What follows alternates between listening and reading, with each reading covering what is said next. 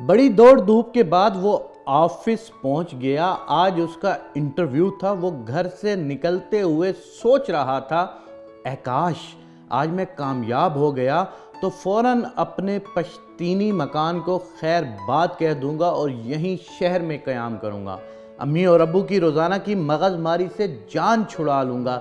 صبح جاگنے سے لے کر رات کو سونے تک ہونے والی مغر ریزی سے اکتا گیا ہوں، بیزار ہو گیا ہوں۔ صبح غسل خانے کی تیاری کرو تو حکم ہوتا ہے پہلے بستر کی چادر درست کرو، پھر غسل خانے جاؤ۔ غسل خانے سے نکلو تو فرمان جاری ہوتا ہے نل بند کر دیا کرو، تولیہ صحیح جگہ پر رکھا کرو، ہر وقت یوں ہی پھینک دیتے ہو۔ ناشتہ کر کے گھر سے نکلنے کا سوچو تو ڈانٹ پڑتی ہے، پنکھا بند کیا ہے یا چل رہا ہے، کیا کیا سنوں یار، نوکری ملے تو گھر چھوڑ دوں گا۔ آفس میں بہت سارے امیدوار بیٹھے تھے، باس کا انتظار کر رہے تھے۔ 10 بج گئے تھے۔ اس نے دیکھا پیسج کی بتی ابھی تک جل رہی تھی۔ امی یاد آ گئی تو بتی بجھا دی۔ آفس کے دروازے پر کوئی نہیں تھا۔ بازو میں رکھے واٹر کولر سے پانی رس رہا تھا، اس کو بند کر دیا۔ والد صاحب کی ڈانٹ یاد آ گئی۔ بورڈ لگا تھا انٹرویو دوسری منزل پر ہوگا۔ سیڑھی کی لائٹ بھی جل رہی تھی۔ اسے بند کر کے آگے بڑھا تو ایک کرسی سرے راہ دکھائی دی۔ اسے ہٹا کر اوپر کیا، دیکھا پہلے سے موجود امیدوار اندر جاتے اور فوراً واپس آ جاتے تھے۔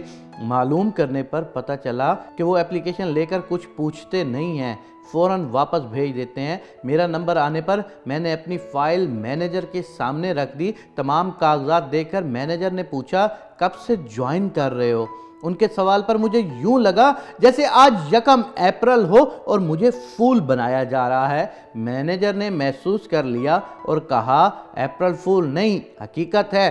آج کے انٹرویو میں کسی سے کچھ نہیں پوچھا جا رہا، صرف سی سی ٹی وی میں امیدواروں کا برتاؤ دیکھا گیا ہے۔ سبھی امیدوار آئے مگر کسی نے نل یا لائٹ بند نہیں کی سوائے تمہارے۔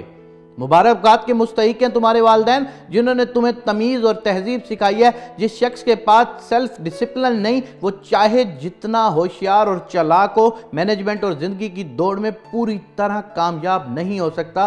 یہ سب ہو جانے کے بعد میں نے پوری طرح طے کر لیا کہ گھر پہنچتے ہی امی اور ابو سے معافی مانگ کر انہیں بتاؤں گا کہ آج اپنی زندگی کی پہلی آزمائش میں ان کی چھوٹی چھوٹی باتوں پر روکنے اور ٹوکنے کی باتوں نے مجھے جو سبق پڑھایا ہے ان کے مد مقابل میری ڈگری کی کوئی قیمت نہیں ہے۔ زندگی کے سفر میں تعلیم ہی نہیں، تہذیب کا اپنا مقام ہے۔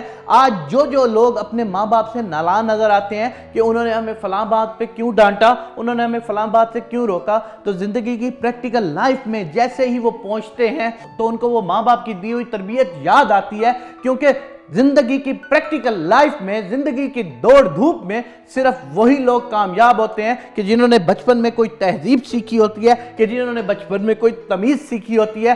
جیسا کہ اس آفس میں مینجمنٹ نے صرف یہ دیکھا کہ سی سی ٹی وی کیمرے میں بندوں کی ایکٹیویٹی نوٹ کی اور ان کو اس حساب سے جاب دی۔